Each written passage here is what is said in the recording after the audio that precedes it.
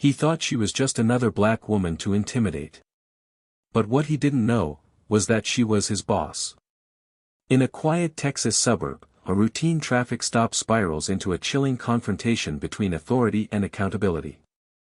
A police officer abuses his badge until the woman he's harassing flips the script with one sentence that shatters his world. You don't want to miss how this story unfolds. Drop a comment if you've ever witnessed injustice like this and subscribe for more true stories that hit hard. The town of Cedar Glen, Texas, just outside of Austin, was drenched in the soft glow of a setting sun. The sky burned with streaks of orange and lavender, casting long shadows across sidewalks and storefronts. It was the kind of evening that made everything look peaceful, at least on the surface. Behind the wheel of a charcoal gray Lexus ES sat Monica James, a poised black woman in her early 40s. Her expression was thoughtful as she navigated the gently winding roads of downtown. The tailored navy suit she wore said everything about who she was: sharp, composed, in control. Her polished black leather pumps tapped softly on the pedals, the only sign that she was still half-plugged into the high-stakes world she'd just left behind. On the seat beside her was a slim silver laptop, tucked inside a leather case, still warm from a long afternoon of policy reviews and disciplinary meetings. Monica was just wrapping up her day as the Director of Professional Standards and Accountability for the Texas State Police, a job most people didn't even know existed, but one that gave her final say over officer conduct across the entire state. Not that the man about to pull her over had any idea. The smooth jazz playing on her satellite radio offered a brief pocket of peace before home. But just as she turned down Oakdale Avenue, a sleepy 4-lane stretch lined with small dental offices and boutique gyms, a flash of red and blue lit up behind her. Monica didn't panic. But her fingers tensed slightly around the steering wheel. She eased to a stop on the shoulder, shifted to park, and exhaled. The squad car behind her came to a sharp halt, engine rumbling. Moments later, the driver's door opened and out stepped Officer Brent Harlan. 6'2", built like a linebacker, and walking like the road owed him a favor.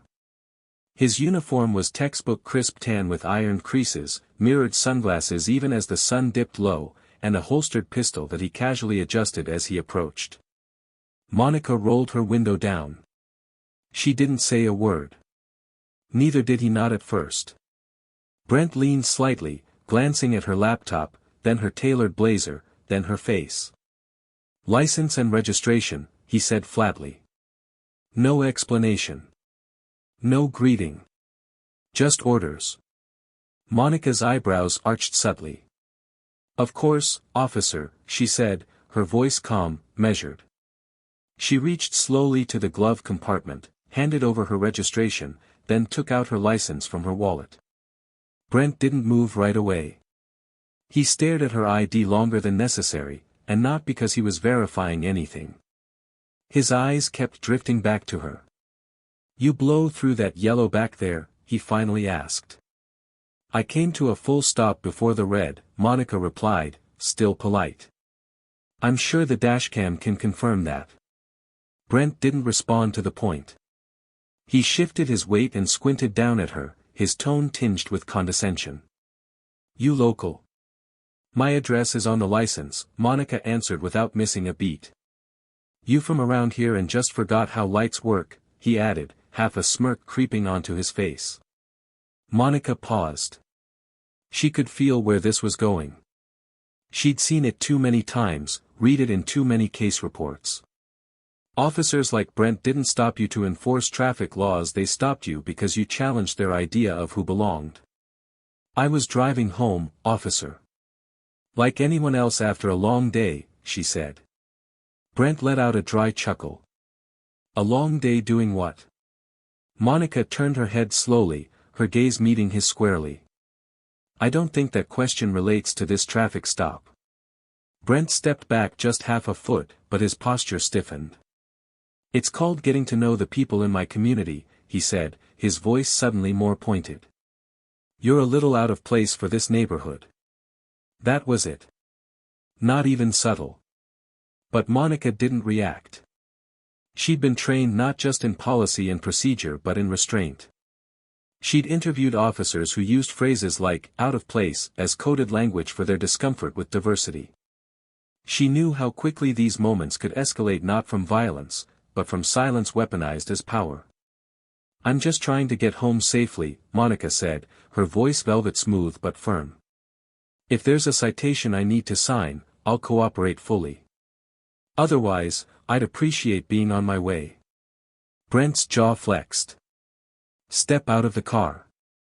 No probable cause. No explanation. Just a demand." "May I ask why?" she said. "You questioning a lawful order?"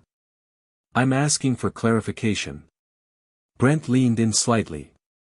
"That's not a good look, ma'am." It wasn't a warning. It was a threat dressed in professionalism. Monica unbuckled her seatbelt and opened the door slowly. As she stood, her heels clicked against the pavement. Brent's eyes scanned her, not like a professional.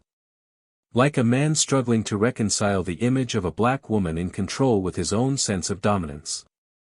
"Hands on the hood," he said. Monica raised an eyebrow. "On what grounds?" "Standard safety procedure," Brent replied, clearly annoyed she'd even asked. But she didn't argue. She turned, placed her palms gently on the hood, and stood motionless. Not submissive. Composed. Brent began the pat-down. It was slow. Methodical. Too thorough. "Careful," Monica said, her voice icy but contained. "You're going to make this look very bad on body cam." Brent's hands stopped for just a second, long enough for her to know he'd hurt her. "You talk like someone who knows the system," he muttered. "I know it better than most," she replied. Brent took a step back. "You clean," he said, almost disappointed. Monica turned around, adjusted her blazer. "So, are we done?" Brent narrowed his eyes. "People like you always think they know better." That stopped her. "People like me," she repeated, the words soft but heavy with intent. Brent faltered. "I didn't mean anything by that." "Yes, you did," Monica said. "And we both know it." He stepped back further, his posture less certain now. The authority in his voice had cracks. His tone no longer landed like a hammer. Monica reached into her jacket slowly. Brent's hand twitched toward his holster instinctively. "Relax," she said. "I'm not reaching for anything dangerous." She pulled out a slim black badge holder. Flipped it open. Monica James. Director of Professional Standards, Texas State Police. The blood drained from Brent's face. I didn't realize." "You never asked." For a moment, the street was silent. Only the hum of cicadas and the whir of passing cars remained. Brent stood there, suddenly unsure whether to apologize or retreat. Monica stepped forward, her voice low and cutting. "You pulled me over not because I broke the law but because I didn't fit your idea of who belongs. That's not enforcing the law. That's abusing it." She didn't wait for his response. She got back in her car, closed the door gently, and drove off, leaving him behind, standing still in the Texas dusk, face burning, heart pounding, and career suddenly dangling by a thread. To be continued. As Monica drove away, the glow of the dashboard lights illuminated her calm expression, but inside, her mind was ablaze. Every word, every glance, every unnecessary command from Officer Brent Harlan played in her head like a broken record. She had faced scrutiny before, dealt with undercurrents of bias. But tonight hadn't just been about race, or gender, or even authority. It had been about power and the way some wielded it like a weapon. 3 blocks away, Monica pulled into the circular driveway of her home in West Cedar Glen, a 2-story brick colonial framed by flowering pecan trees. The front porch light flicked on automatically as she stepped out of the car, the rhythmic clicking of her heels on stone echoing louder in her head than it did in the quiet air. Inside, the hum of the central AC and the subtle scent of lavender did little to calm her. She sat down at the kitchen island, still in her suit, laptop case untouched beside her. Instead, she opened her phone and logged into the State Department's internal reporting system not to file a complaint, but to review Officer Brent Harlan's personnel record. She had clearance to access every officer's file in the state. And right now, she needed answers. She typed in his badge number. The profile loaded. Brent Harlan, badge 2714. 9 years in service. 2 commendations. 4 internal complaints. 3 of them were labeled unsubstantiated. But one was still under review. Filed by, community member, female, age 22. Allegation, use of excessive authority and racial targeting during traffic stop. Monica's thumb hovered above the screen. Her lips pressed into a tight line. Not a first offense. Not by a long shot. She powered off the phone. This wasn't just about her anymore. The next morning, sunlight filtered through the tall windows of the Texas State Police Professional Standards Office, reflecting off rows of framed commendations and mission statements on the wall. Monica stepped into her office, still focused, still calm, but beneath her cool surface, a storm was taking form. She placed her briefcase down, logged into her terminal, and pulled up the master complaints archive. Brent's name came up again. She began cross-referencing field activity reports with community allegations, pulling patterns together. She could see it forming, the same kind of traffic stops. Same kinds of victims. Same geographical area. Brent wasn't just unlucky, he was deliberate, and now he'd stopped the wrong person. 3 floors down, in the precinct's East Operations Wing, Brent Harlan paced back and forth outside the watch commander's office. His jaw was tight, his thumbs tapping against the side of his utility belt. He couldn't shake the image of Monica James flashing that badge, Director of Professional Standards, the one division every officer feared more than internal affairs. He hadn't slept, hadn't spoken to anyone since the encounter. He kept telling himself it was just another traffic stop gone sideways. She was just another commuter. He'd followed procedure. Sort of. Mostly. Didn't he? But deep down, Brent knew. This wasn't about protocol. This was about perception. And he'd exposed himself. The door opened. Captain Yvonne McKinney stepped out, a tall woman in her 50s with gray hair swept back and the stare of someone who'd seen through excuses for decades. "You got a minute?" she asked, flatly. Brent nodded and followed her inside. At headquarters, Monica was in a meeting with her deputy investigator, Luis Garza, a sharp and diligent former detective with a reputation for cutting through red tape like butter. "I'm not planning to fast-track a review just because I was the one targeted," she said, sipping her coffee. "But I'm also not going to ignore this." Luis tapped his pen. "You want us to open a full formal investigation?" "Not yet," Monica said. "Start by collecting incident records and body cam footage from the last 30 days. Let's see how wide this pattern is. And if it confirms what we suspect." She nodded slowly. "Then we bring it to the chief." Luis paused. "You think Harlan knows who you are now?" "Oh, he knows," she said. "And that's exactly why he's going to panic." Back at East Operations, Brent sat stiffly in front of Captain McKinney's desk. "I heard about last night," she began. "Want to tell me your version before someone higher up puts it in writing?" Brent shifted in his chair. It was a routine stop. She ran a yellow. Seemed evasive. "I did what I had to do." McKinney tilted her head. "And what was she evasive about, exactly?" "I don't know," he muttered. "She was just too polished. Like she didn't belong in that neighborhood." The words hung in the air like poison. McKinney narrowed her eyes. "So let me get this straight, you pulled her over because she looked too successful for a black woman in a Lexus?" Brent's lips parted, but no words came out. She leaned forward. "You realize who she is, don't you?" He nodded reluctantly.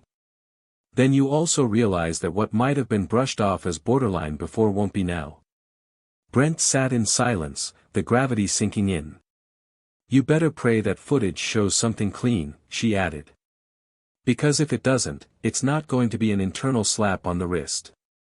It's going to be public. Meanwhile, Monica reviewed the dash cam footage herself. The slow roll through the intersection. The full stop. The moment the lights went on. It was all there, proof she hadn't violated any traffic law. But the footage also captured something else, the tone in Brent's voice, the way he towered over her window, the uncomfortable silence before the questions turned personal. Where do you work? You don't look local. Step out of the car. All without probable cause. All without justification. All while the camera watched. This, Monica thought, is why we record everything. She hit the pause button, then looked at Luis. I want that entire week's worth of stops reviewed, she said. See if this pattern repeats. By Friday morning, the evidence was mounting. Of the 14 stops Brent Harlan conducted that week, 12 involved Black or Latino drivers, despite those groups comprising less than 25% of traffic flow in the district. In 9 of those stops, the reason listed was failure to signal or driving suspiciously. Body cam footage from at least 4 incidents showed a strikingly similar pattern: polite drivers, escalated questions, prolonged detentions. Luis placed the report on Monica's desk. It's not just prejudice. It's targeted profiling. She leaned back in her chair, stared at the ceiling for a moment, then stood. Time to speak with Chief Daniels. That afternoon, Monica walked into Chief Raymond Daniels' office. The old commander stood up as she entered, greeting her with a firm handshake. I heard something happened Tuesday night, he said. Monica nodded. It did. And now we have confirmation it wasn't a one-off. She placed the thick folder of compiled data on his desk. The chief flipped through the first few pages. His face hardened with each line. You're asking for a formal probe?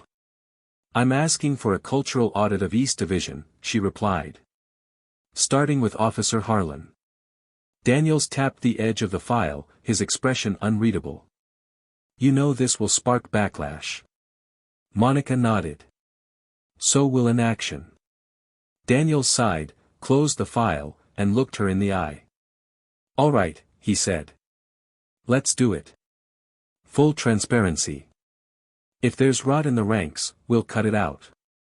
As Monica left the office, she stepped out into the plaza outside HQ. The warm Texas wind blew against her blazer. Somewhere down the road, a community waited, many of them unaware that a simple traffic stop could have been far more dangerous for someone who wasn't her. She knew her job wasn't to be a symbol, but that's what she was becoming. A mirror. One held up not just to Brent Harlan, but to the system that protected him. This was no longer about one badge. It was about all of them. And Monica James was just getting started. The morning after Monica's meeting with Chief Daniels, a quiet but unmistakable shift settled over the Cedar Glen Police Department. In the East Division locker room, conversations that once flowed freely now fell into a cautious hush when certain names were mentioned. Officer Brent Harlan sat alone on the edge of a wooden bench, scrolling through his phone without absorbing a single word on the screen. Every nod from a fellow officer, every passing glance, now carried an edge of uncertainty. He could feel it, something was happening. And it had started with her. Upstairs, behind reinforced glass and a frosted nameplate, Monica James reviewed the official order she had just authorized, a preliminary conduct assessment of East Division. It wasn't labeled an investigation, not yet. But internally, everyone knew what it meant. Brent Harlan had drawn the spotlight. And now the system was shifting under his feet. That afternoon, Monica stepped into a routine strategy session with her oversight team. What used to be just charts, policy checklists, and training audits had now become a war room. Luis Garza stood beside a monitor, clicking through slides of body cam footage and traffic stop summaries. No surprise here, he said, tapping the screen. Same MO in nearly every stop. Harlan initiates on a minor technicality, escalates without provocation, and frequently uses indirect language that dances the line of bias. Monica folded her arms. Anything from the stop before mine? Luis nodded. Black female attorney, 34. He made her step out of the car for non-compliance. Her hands were shaking in the footage. She filed a complaint, but it was buried. Unbury it, Monica replied. Luis glanced at her. He's going to know you're behind this. I'm not hiding, she said. Neither should the truth. Meanwhile, Brent received a memo that made his heart sink. He was being called in for a conduct review debrief. It was voluntary on paper. But every officer knew that voluntary in the world of internal affairs meant show up or regret it later. At 3 p.m., Brent walked into a sterile room on the third floor, frosted windows, no distractions, 2 chairs, 1 table. Monica was already there. She was wearing a muted navy blue dress suit, sleeves rolled up just enough to signal she was here to work, not to perform. Officer Harlan, she said without standing. Please, sit. He did. The tension sat between them like a third presence. Monica opened the file in front of her. I won't waste your time, and I hope you won't waste mine. Brent bristled, but nodded. I've reviewed the footage. Not just from our interaction, but from the week before and the week after. Your stop rate for drivers of color exceeds 90% during that period. In multiple cases, you failed to state probable cause before escalating the stop. Would you like to explain why? Brent exhaled sharply, tried to play it cool. Ma'am, I don't look at skin color. I look at behavior. Suspicious movement. Vehicle irregularities. A lot of those drivers weren't signaling. Monica cut in. Did I ask about their turn signals, or did I ask about your pattern of behavior? Brent leaned forward. Are you calling me racist? I'm not calling you anything, she said coldly. But your actions are doing plenty of talking for you. Brent's face flushed. Look, Director James, he said, his voice dropping into a more defensive register, I didn't know who you were that night. I wouldn't have spoken like that if. Monica raised a hand, cutting him off mid-sentence. And that's the point. Silence. A long, burning silence. Brent's jaw clenched. He looked down at the table, then back up at her, trying to recapture the dominance he had once wielded so effortlessly from behind a badge. I was doing my job. Monica leaned in slightly, her voice no louder, but heavier with intent. No, officer. You were performing your power. Not enforcing the law. Not protecting the community. You were asserting control over someone you thought couldn't push back. Brent opened his mouth to argue but found nothing to say. For the first time, he truly saw it not just her authority, but her restraint. The way she wielded silence as a scalpel, cutting deeper than any accusation. Monica sat back. Let me ask you something, Harlan. Have you ever pulled over a white man in a BMW wearing a business suit and asked him where he worked? He blinked. What? You heard me. Same circumstances. Same street. Same stop. Have you ever done it? He didn't answer. Monica didn't wait. You haven't. Because you don't question their legitimacy.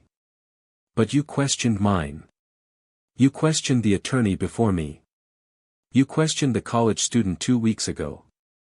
You are not enforcing safety, you are reinforcing bias. Brent shifted in his seat.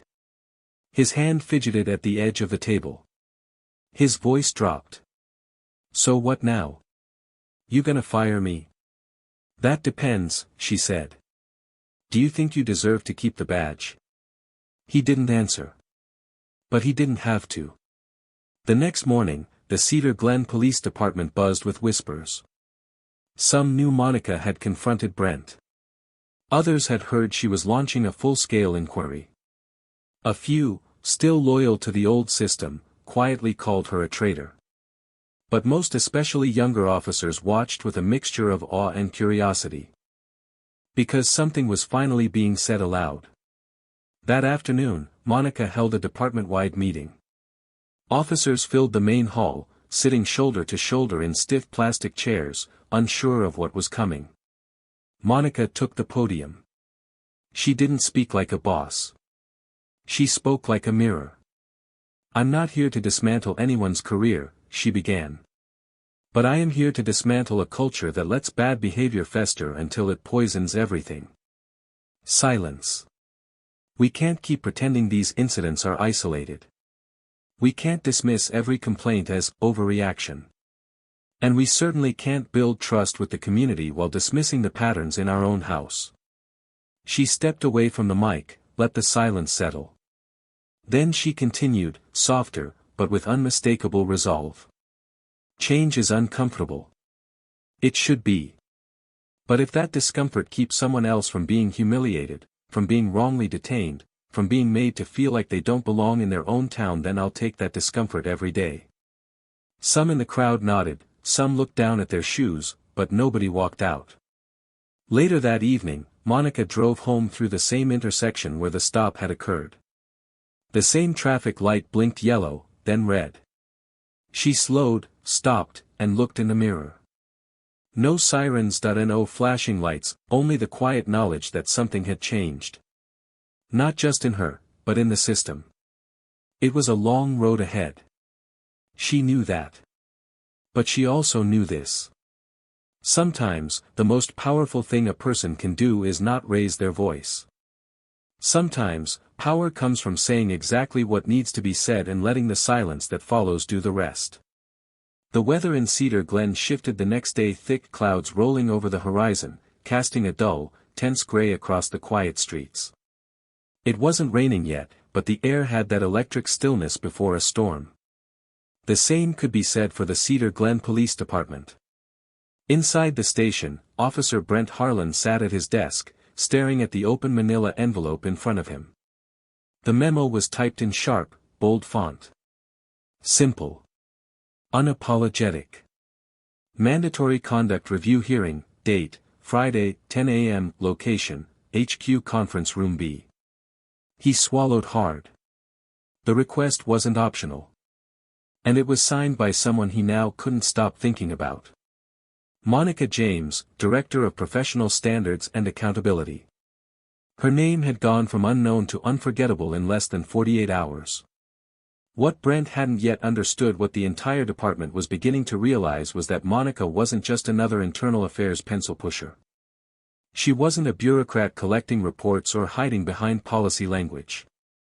She was a former federal investigator with a track record of dismantling corrupt precincts across 3 states. A woman who had climbed the ranks through fire, lawsuits, and audit after audit, often alone, often underestimated.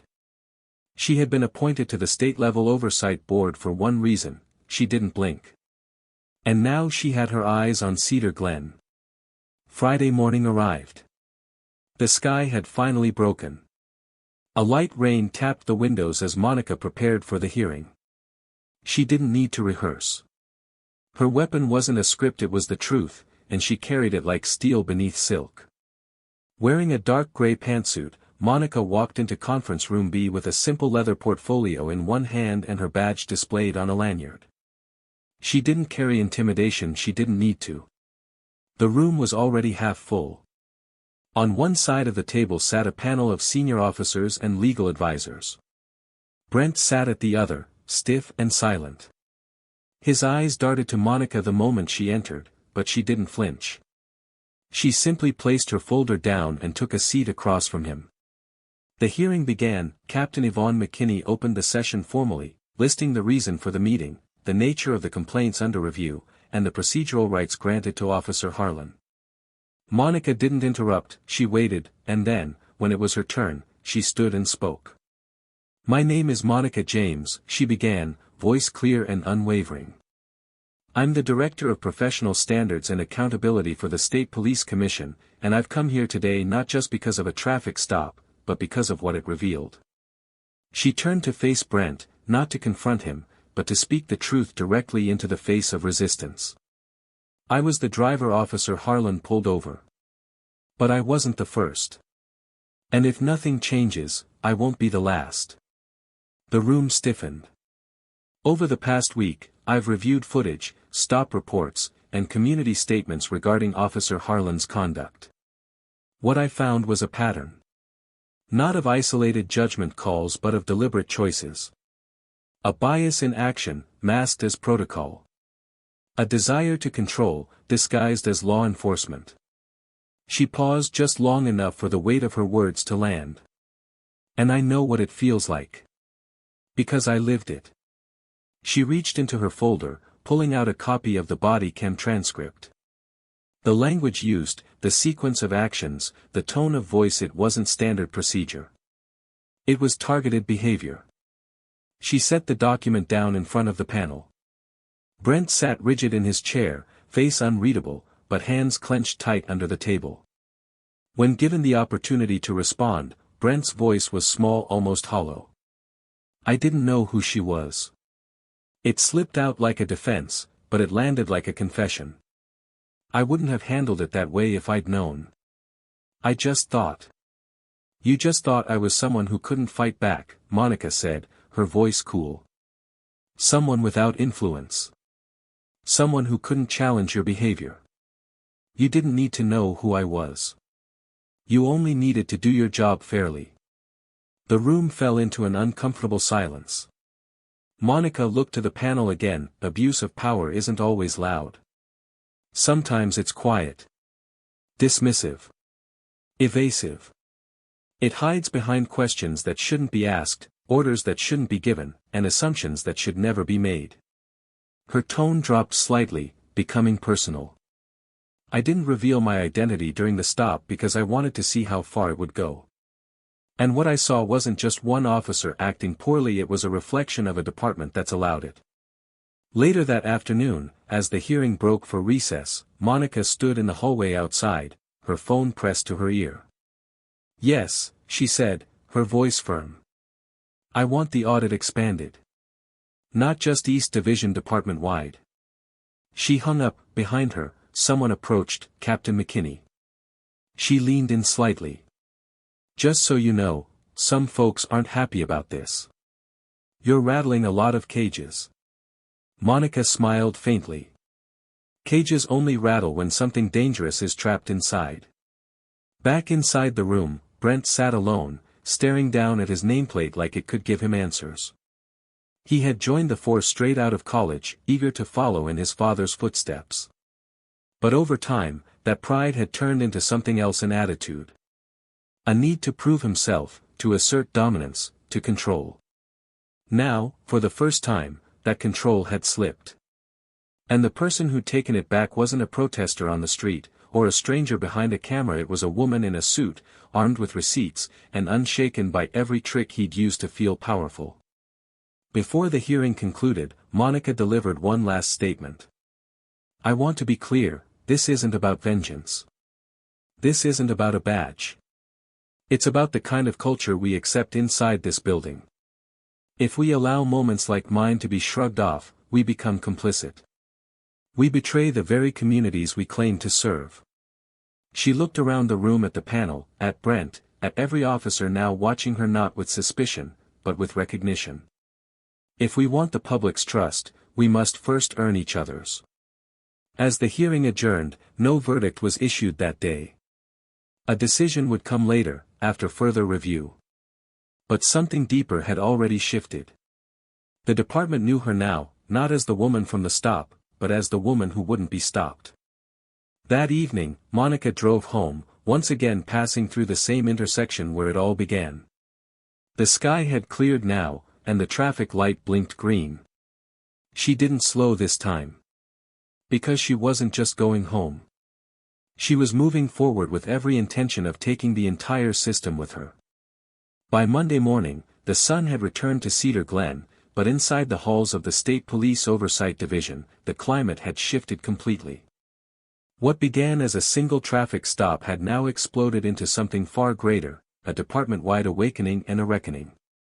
Monica James arrived early, her heels echoing against the polished tile as she strode toward her office. Her assistant handed her the updated case summaries, officers under review, civilian complaints reopened, training logs pulled from archive. Luis Garza was already waiting inside, sleeves rolled up, eyes locked on the spreadsheet on her monitor.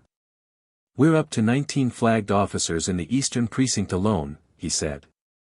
10 with repeated complaints over the last 5 years. 5 with language coded like "doesn't fit the neighborhood," or "non-compliant despite no resistance." Monica leaned in. "How many of those were ever disciplined?" Luis scrolled. 2.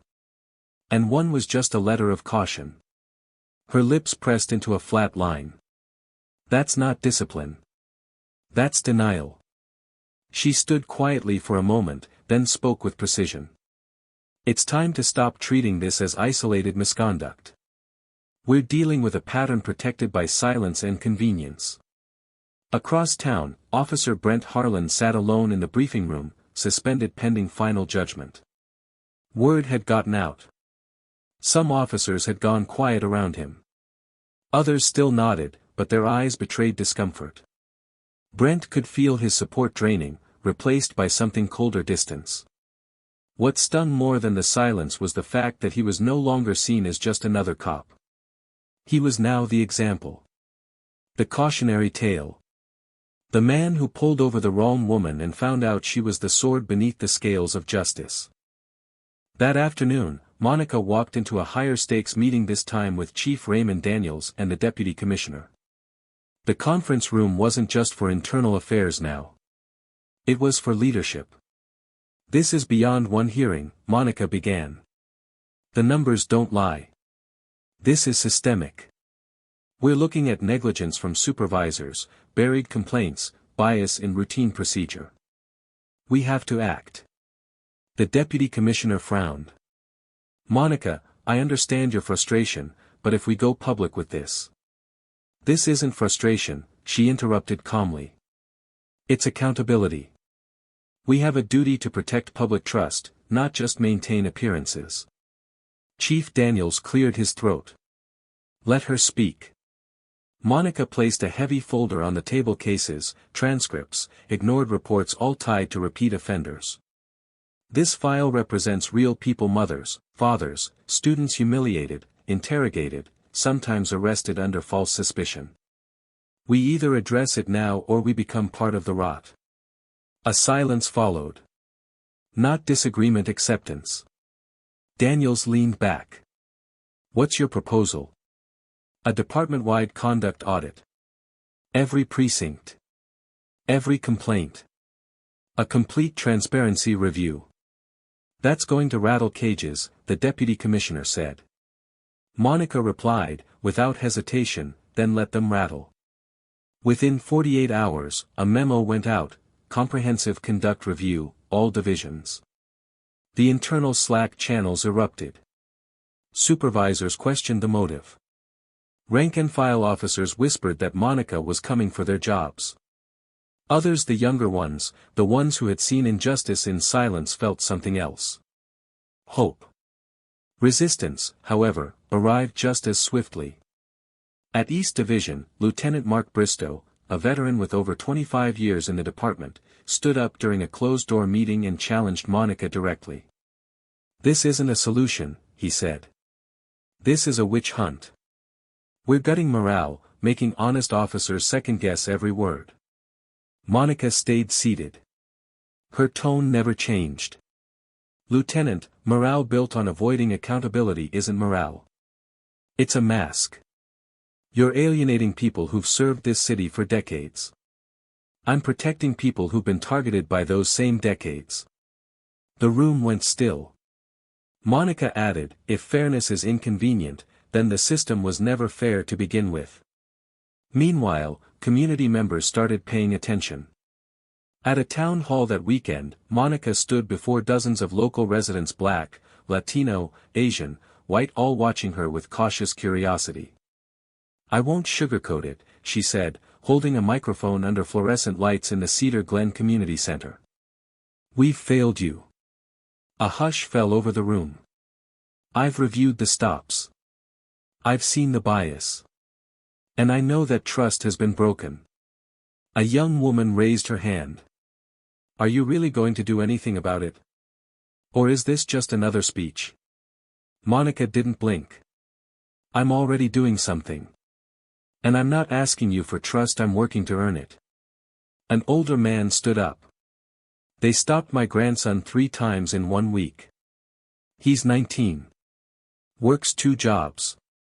They said he fit a description. All he did was walk to work. Monica took a deep breath.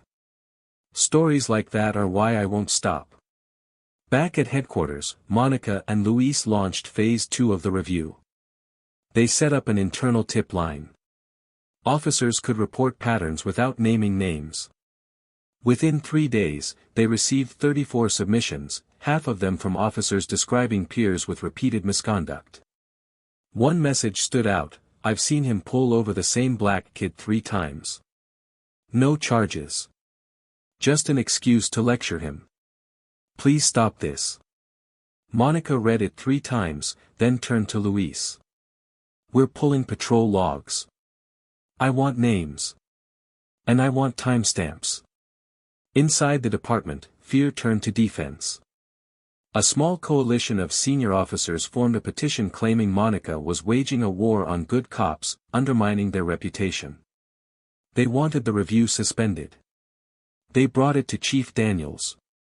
But Daniels, who had once hesitated, now stood firm. If this is how she's shaking things up, he said, then maybe they needed to be shaken. He handed the petition back. Declined. In a rare move, Monica addressed the force directly through video. It was a controlled message, no PR fluff, no teleprompter. Just her, seated at a desk, speaking plainly. This isn't about revenge. It's about restoration. To those of you who serve with honor, this review is not your enemy. It is your protection. But to those hiding behind a badge to intimidate, belittle, or abuse, you are not welcome here. Not anymore. The community's response grew louder. News stations picked up the story. Headlines ran: State Director calls for police culture reform after routine stop goes public. Monica James, the woman changing the Texas system from within. There was pushback, of course. Talking heads on late-night radio called her a disruptor. A soft threat to law and order. But that didn't stop her. If anything, it fueled her. That Sunday, as Monica stood on her back porch watching the sunset, her phone buzzed. It was a text from Chief Daniels: We've completed the full review. We're ready to make the first round of recommendations. Let's talk Monday. She stared at the message, then tucked the phone away and looked at the horizon. The light was returning, but the storm wasn't over. It had just shifted, now it was focused, targeted, systemic, but so was she. And for the first time in a long time, Monica James knew exactly where to aim. Monday morning arrived with a weight that hung over Cedar Glen HQ like a low ceiling. The sun might have been shining, but inside the department, the air was thick with tension. The kind that didn't need words to be understood. The kind that hummed through hushed conversations in stairwells and break rooms. Monica James, as usual, arrived early. She walked the hallways with quiet resolve, heels clicking on the polished floor like a metronome, steady, deliberate. Her presence, once overlooked, now turned heads. Some nodded respectfully. Others turned away. But no one ignored her anymore. On her desk sat a thick folder marked, Preliminary Findings, East Division Audit. Luis Garza joined her a moment later, looking tired but wired. It's all here, he said. Confirmed patterns of misconduct. Officers with repeated complaints, poor supervisory oversight, and a culture that protects loyalty over ethics. Monica flipped open the folder, eyes skimming the summaries: retaliatory traffic stops. Unreported use of verbal intimidation. Racial profiling disguised as routine checks. She closed the folder. It's worse than we thought. At 10 a.m., Monica entered the internal strategy briefing. The department's upper brass was present. Senior officers, division heads, legal counsel. Even Chief Raymond Daniels looked more solemn than usual. But seated to Monica's right was the real tension, Lieutenant Mark Bristow. A veteran with 25 years on the force and the unofficial leader of the Old Guard. A man whose smile rarely reached his eyes, especially not when he was looking at her. Monica took her seat without a word. Daniels called the meeting to order. Let's hear it. Luis stood, projecting the audit summary on the screen. His voice was crisp. Based on our 30-day investigation, 23 officers across 4 divisions demonstrated patterns of misconduct. Of those, 15 involved biased traffic stops, 8 included unnecessary escalation, and 5 involved repeated complaints that were never properly reviewed. He paused. All 5 of those officers still patrol active routes. A cold silence followed. Then Bristow leaned forward, voice calm but laced with sarcasm. So what's your plan, Monica? Fire a quarter of the force? Monica met his gaze directly. No, Lieutenant. I plan to rebuild trust. But to do that, we have to remove what's breaking it. Bristow scoffed. We're killing morale. These are good men, most of them decorated. You can't turn every mistake into a scandal. It's not a mistake when it's repeated, Monica replied. And it's not a scandal when it's the truth. He leaned back, arms crossed. You're gutting the backbone of this department. No, she said calmly. I'm cleaning the infection before it paralyzes the whole body. As the meeting adjourned, murmurs spread like wildfire. Some officers quietly applauded her resolve. Others seethed behind closed doors. Bristow wasn't done. Later that afternoon, he circulated an internal letter signed by 12 officers. The subject line was loud: morale crisis and leadership overreach. The letter accused Monica of disrupting operational unity, publicly undermining officers' credibility, and prioritizing optics over real-world policing. By the end of the day, it had landed on Chief Daniels' desk along with several formal requests to suspend the audit. Daniels called Monica into his office. Are you ready for this kind of pushback? He asked, not as a threat, but as a warning. Monica sat down. It's not pushback. It's proof. Proof of what? That we're hitting the nerve that needs to be cut. He nodded slowly. They're not going to go quietly. I didn't come here for quiet, she said. Monica's next move wasn't just strategic, it was symbolic. She scheduled an open listening session inside the department auditorium. Not for the public, not for the media, just the officers. No scripts. No lawyers. No podium. The chairs filled slowly. Uncertainty buzzed like static. Some came in arms folded, already dismissive. Others came in curious. A few simply sat in silence, observing. Monica stood alone at the front. No cameras, she said. No transcripts. Just voices. Say what you need to say. I'll listen. At first, no one spoke, then a young patrol officer, Officer Kayla Diaz, stood up. I've only been here a year, she said. And I've already seen things that made me question whether I'm in the right profession. All eyes turned to her. When I reported it, I was told to focus on doing my job. But I became a cop to protect people, not to look away when we fail them. Her voice cracked slightly. Monica nodded. You're exactly the kind of officer we need to protect. And if anyone made you feel alone in that, I'm sorry. And I promise you're not. Another officer stood. Then another. Voices emerged. Some defensive. Some angry. Some finally admitting what they had buried for years. Monica didn't debate. She didn't deflect, she listened, and in that hour, something powerful happened. The culture of silence had been pierced, but the resistance didn't vanish. That same week, Monica's car was keyed in the HQ parking lot. Her name was scratched crudely into the paint. The message was clear: you don't belong. She took a photo, logged it, and never mentioned it again. Because she wasn't backing down. Instead, she launched the next wave: bias training reforms. Not outsourced workshops, not one-time webinars, but mandatory sessions led by civil rights educators, legal analysts, and survivors of police profiling. Officers balked. Some refused to participate. Those who did were often combative. One stood up during a training and said, "So what, you're telling me I'm a racist?" The facilitator responded gently. "No. We're telling you that bias is real. And your job is to protect, not project."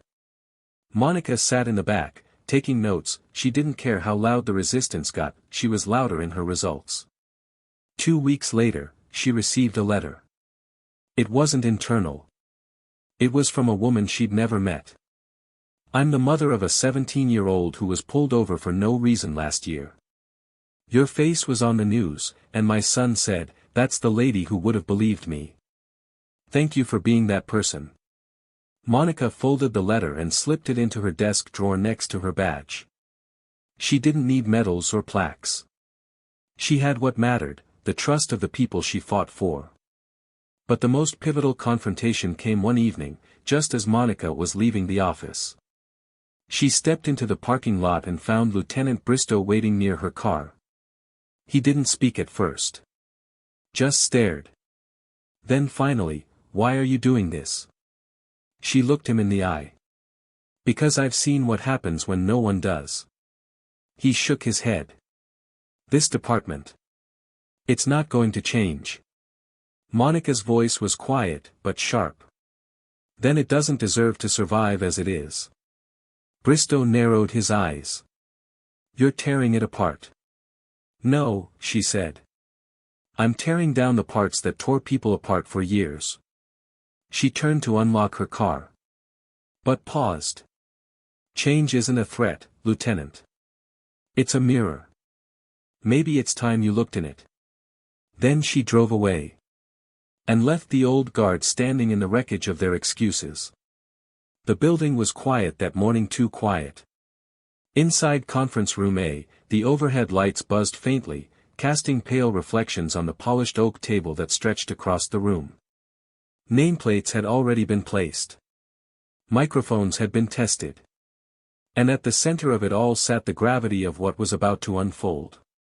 The disciplinary hearing for Officer Brent Harlan was set to begin.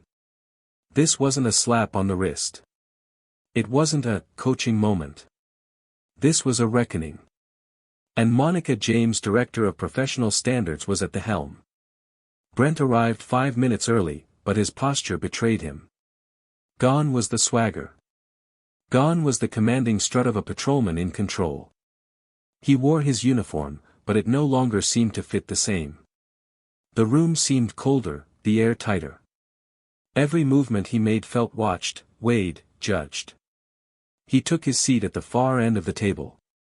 Opposite him, a panel of 5, senior officers, legal counsel, an external civilian oversight representative, and Monica James.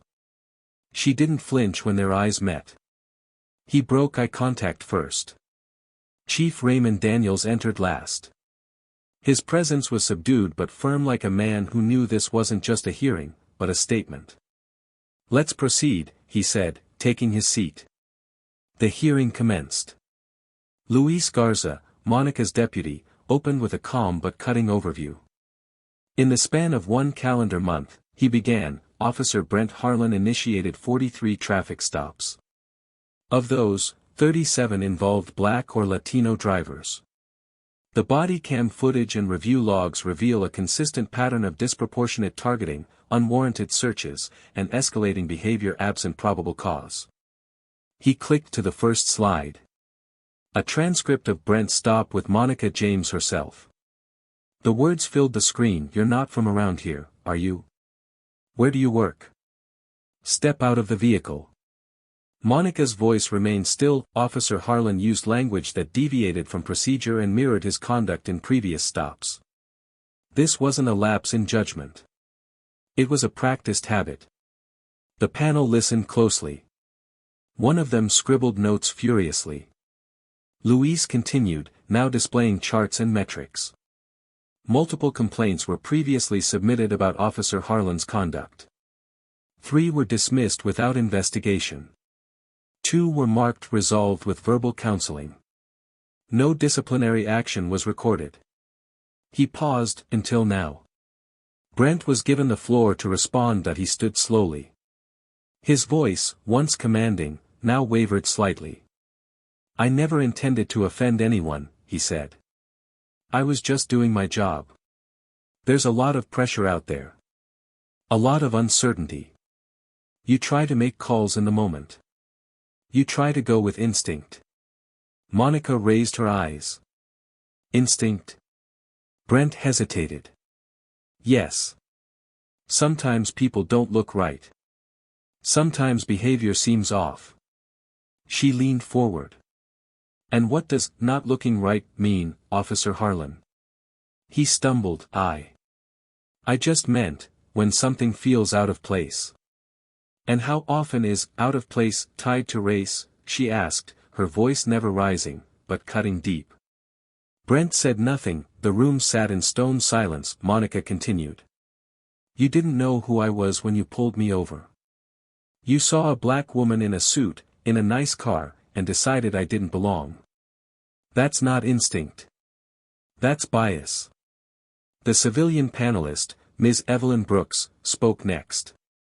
"Officer Harlan, do you believe your actions contributed to fear or distrust within the community?" Brent looked down.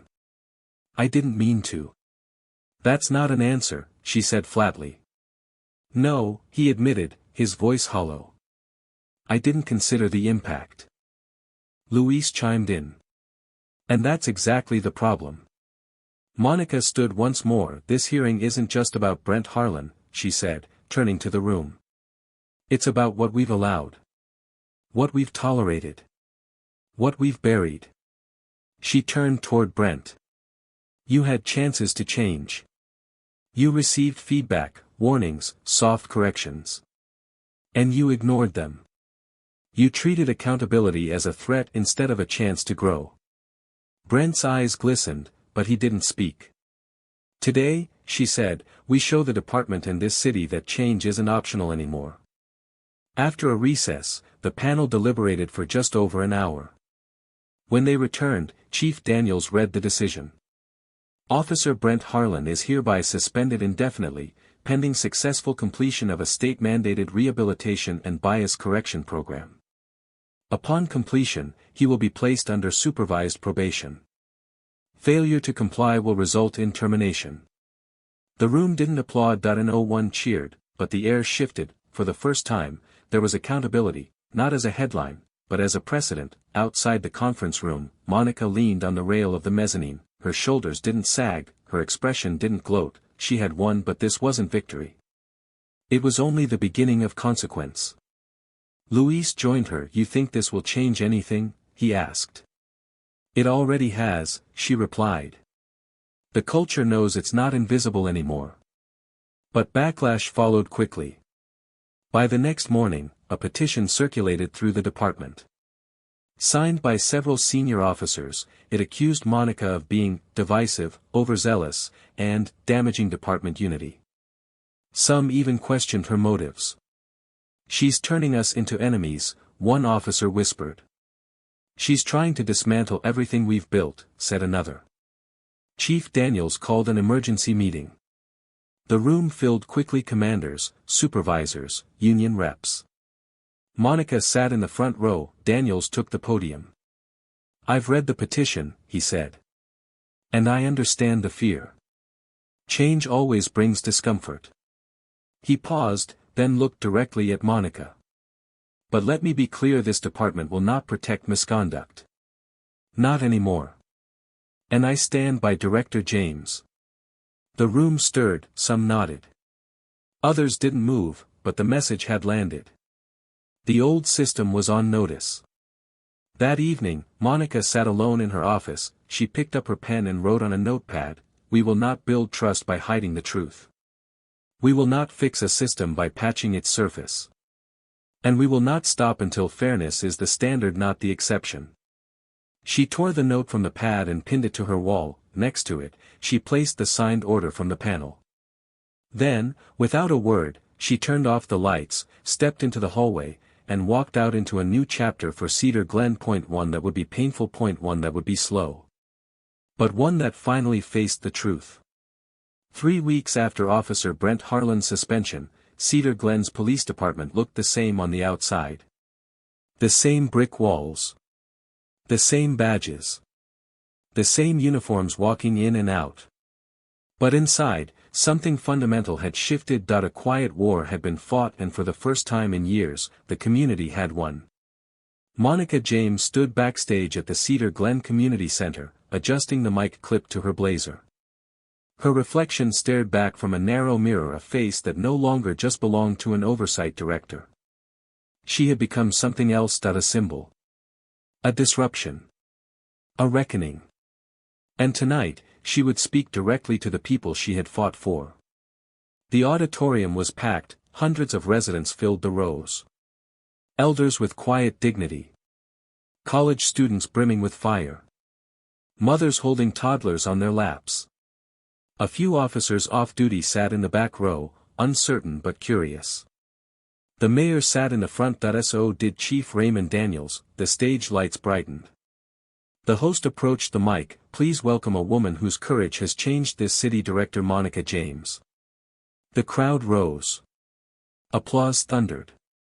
Monica stepped out, not with pride, but with purpose. She paused at the podium, scanning the room, locking eyes with as many people as she could before speaking. "When I took this role," she began, "I knew it would be hard. I knew I'd face criticism, resistance, and even retaliation. And I knew that real change, lasting change, doesn't come easy." Her voice rang with steady strength. "But I also knew that if we didn't start somewhere, we'd never start at all." A murmur of agreement echoed from the crowd. "In the past few weeks, we've reviewed hundreds of internal reports. We've reopened ignored complaints. We've restructured the way we investigate our own officers. And most importantly, we've listened to you." A young man stood up in the back. He didn't say anything. He just nodded. She saw it. She nodded back. "Injustice doesn't always wear a hood," Monica continued. "Sometimes, it wears a badge. But that doesn't mean all badges are broken. It means we must be brave enough to fix the ones that are." She turned slightly, gesturing to the back. "We've launched a new oversight board that includes community members. We've created anonymous channels for officer reports. We've implemented de-escalation protocols, and we're retraining every member of this department, not just once, but continuously." Applause erupted again. But Monica raised her hand, signaling calm. "There's still a long road ahead," she said. "And real trust doesn't return because of a headline. It returns when actions match words." She paused, then leaned slightly forward. "I'm not here to tell you the system is perfect now. It's not. I'm here to say this: we're not pretending anymore. We're not sweeping pain under the rug.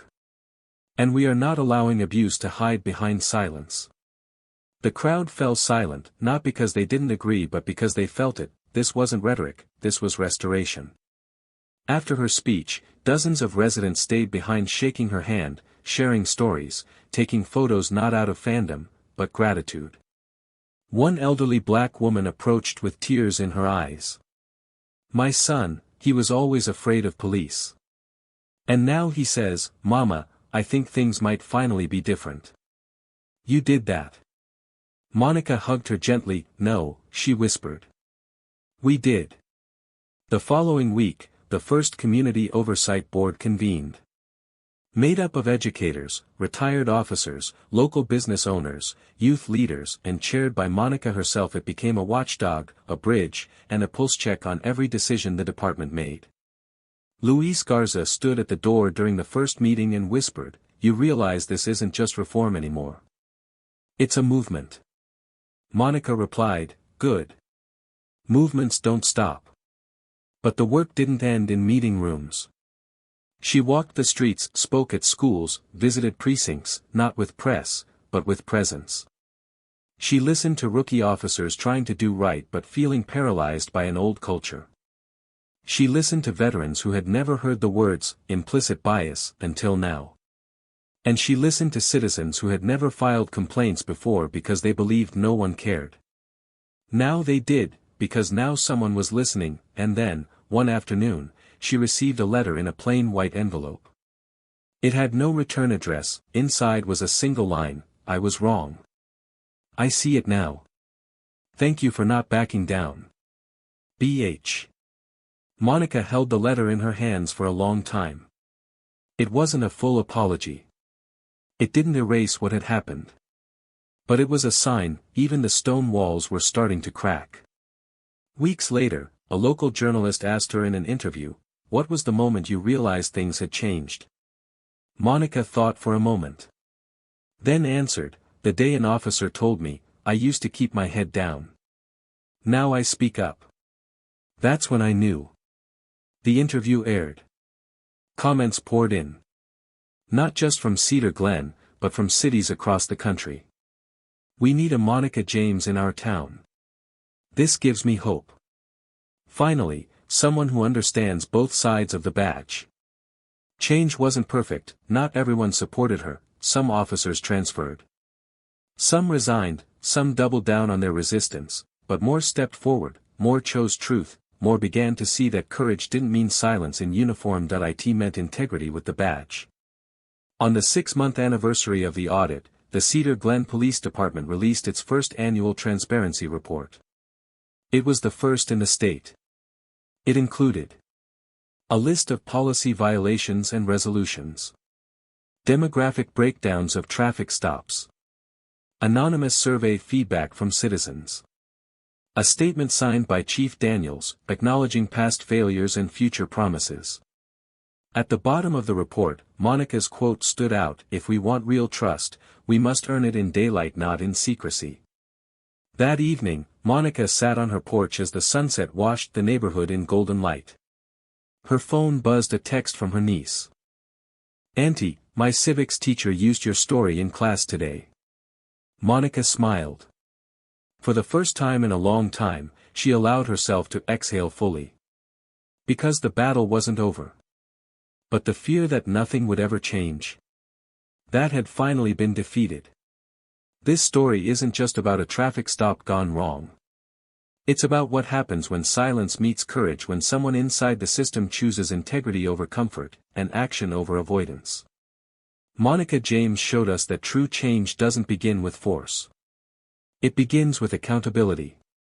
She proved that even in a flawed institution, one voice, steady, relentless, and fearless, can reshape the future for an entire community. But this isn't just her fight. It's ours, because every time we stay silent in the face of injustice, we give it permission to grow. And every time we speak up, we remind the system, it answers to us. If this story moved you, challenged you, or gave you hope, don't just scroll past. Leave a comment below. Share your thoughts, your experiences, or your questions. We read them all, and they matter. Your voice could be the spark someone else needs. Subscribe to the channel for more stories that expose the truth and celebrate real courage. Together, let's keep the conversation alive and the pressure on. Because silence protects power. But stories create change.